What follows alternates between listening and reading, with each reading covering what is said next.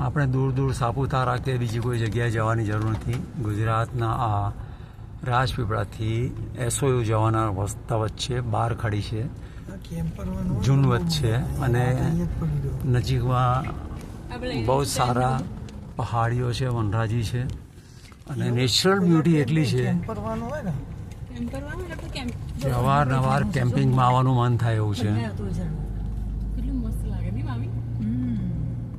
જો આ 4 lane track બનાવી દે તો ગુજરાતનું મોન્સૂન માટેનું આબુ જેવું ફરવાનું સ્થળ બની શકે છે.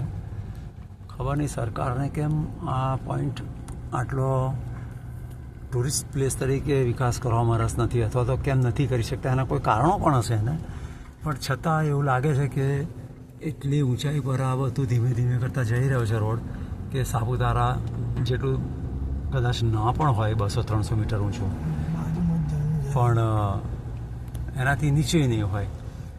અને જે રીતે ઢોળાવો ચઢાવો આવે છે અને બાજુમાંથી ઝરણા પસાર થઈ રહ્યા છે, અને જે રીતે આ વનરાજીમાંથી પસાર થવાનું આ સૌભાગ્ય મળ્યું છે, તો ગુજરાતના સૌને આ પ્લેસ પર આવવા મારી તો તમને અનુમોદન છે કે અહીંયા હોય. એટલું સરસ પ્લેસ છે, અને એન્જોય કરવું હોય તો આ એક પ્લેસ એવી છે કે જ્યાં બહુ ઓછા ખર્ચે આપણી ગાડીની અંદર, જેમ આપણે વિદેશમાં જઈએ છીએ કેનેડા કે અમેરિકામાં, અને પોતાનો સામાન લઈ લઈએ છીએ, એ રીતે બધો સામાન પોતાની સાથે જ રાખવો.